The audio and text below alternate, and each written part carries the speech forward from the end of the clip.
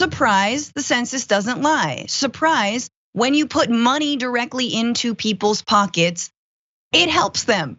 It saves them from things like poverty. So a new report released by the US Census reveals that those stimulus payments throughout 2020 have kept millions of people out of poverty. The stimulus payments provided $1,200 cash payments to mostly low and middle income Americans last year, moving more than 11.7 million people out of poverty, and another 5.5 million people were prevented from falling into poverty by the enhanced unemployment insurance aid, which, by the way, is now lapsing, and I have a big problem with that. It's not okay. So after accounting for all the government aid payments, the census supplemental poverty measure showed a decline from 11.8% in 2019 to 9.1% in 2020. I believe that is a decline in poverty. So listen to that, 11.7 million people lifted out of poverty off of $1,200 cash payments plus an additional, what was it, 600? Yeah. Like this is, when we say over and over again that most Americans can't afford an unforeseen $400 expense, that is not a lie. That's not just something you say just to score points or whatever. It is something we should every day remember, that money, even though we wanted it to be more, we wanted it to be better, but that $1,200 really truly helped folks. It meant that every week, every month, you could go get groceries, right? That you could put food on the table. And isn't that crazy that that's the argument that people are pushing back on, is that these people are gonna be lazy. Oh man, now they're not ever gonna go back into the workforce. Look, they're hoarding the money. So people that are in poverty are hoarding money because what could they possibly be using it on? Food, rent, childcare, bettering themselves so they can be better members of society when it does come to them getting back to work. There's many people that have left the industry that they were in because they had an opportunity to do something else. And the powers that be don't like that. Like, oh my God, people are actually advancing themselves in this country. The land of opportunity was providing opportunity. We can't have this. It's very weird how we promote the positive things that we say we do here. But when we take one step to promote or to actually carry out those positive moves, the pushback is, I can't believe we're doing things positive for people. If people are hoarding money, say people had a chance, because they were maybe making $50,000 a year and they live in a state they don't have a lot of expenses. Maybe they're a single person and they hoarded some money and they saved it. Eventually, when you save money, what do you think people do with money that's saved? Do you save money just to hold on to it? Or do you save money to use it for a larger thing later? Maybe a down payment on a house. Maybe you're gonna buy a car. Maybe you're gonna do something like plan for a family. Oh my God, you mean children? Those things that we're trying to protect? There's so many things that because the narrative comes from the rich person's point of view. Rich people hoard money and hold it and never spend it because they're trying to hand it down to their great grandchildren to never spend it here and now in our current economy. But people who hoard $5,000 over a whole year, you think they're just never gonna spend it? That stuff goes back into the economy and it actually escalates and raises up everyone because we have a chance to use this money to go back into what people can use it for and live off of and have some kind of dignity, maybe retire. It's crazy how we hate Americans so much, but we call ourselves patriotic at the same time. Yeah, and it's important to see who it disproportionately helped, right? And who are the folks who were on the brink of poverty and who were saved from poverty.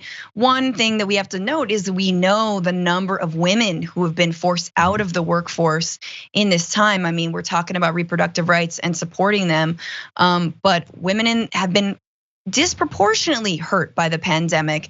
And so you look at, some of the people who've been helped after accounting for government aid, poverty declined in every age group, every racial and ethnic group, and education level. But some of the largest declines in poverty were reported for families headed by single mothers, African Americans, Hispanic Americans, and adults without a high school degree. So these are working moms. These are working moms who,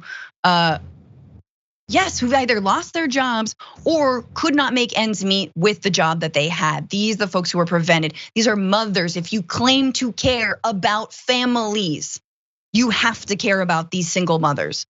All right, and if single moms had the choice more reproductive freedoms, maybe they would have chosen not to be moms. But not all, and we should support every, and this is what I think about reproductive rights, we should support every pregnancy outcome. We should support single mothers who do wanna raise their kids by themselves. We gotta support them economically. Just for some comparison about how bad it could have been without the $1,200 stimulus checks, poverty would have jumped to 12.7% without stimulus payments last year. Note, and this is the researcher noting, the majority of job losses were among workers earning less than $34,000 who had little to no savings.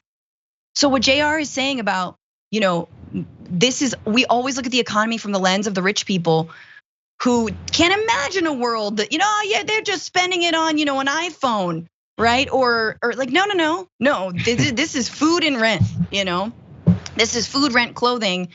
And also, if it is money into the economy, like if you're going on a little bit of a shopping spree, go get new clothes. Don't like conservative economists love that? Don't they care desperately about how good the consumer markets are doing? When you put money in people's pockets, that's money they can spend. It's like they don't know how things work or something. It's weird.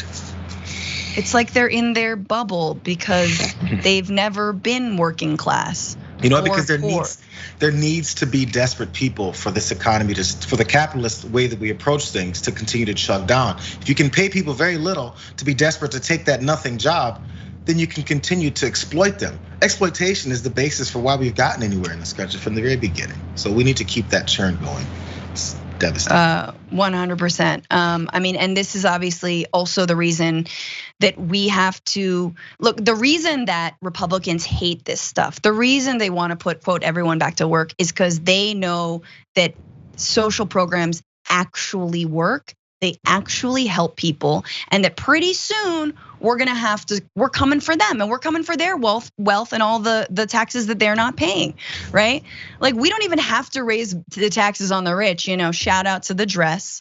But if the IRS went after the wealthy to pay their fair share, we could make up what was, I don't know, billions of dollars would be streaming into the economy, right? And so that's the thing. Republicans know they can't roll back Medicaid even though they tried. They can't roll back Medicare even though they tried. Social Security, everyone loves Social Security. So if you get something like what's in this reconciliation bill that's coming down the pike, $3.5 trillion. If you get expanded child tax credits, sorry, that was in the American Families Plan, expanded child tax credits. But in this new plan, if you lower the Medicare age to the 60 instead of 65. If you start paying and helping home care workers so people don't have to pay out of pocket for their sick relatives, that's gonna be hard to put back in the bag because they're popular and they work.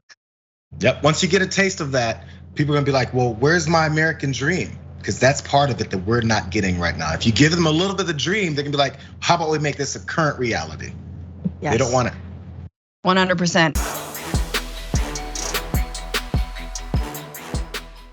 For more political news, breakdowns, interviews, stories of activism, and me trying my hardest to care about the occasional big celebrity news story, subscribe to our YouTube channel at youtube.com/The Damage Report. And you can ring the bell wherever it is so you don't miss anything.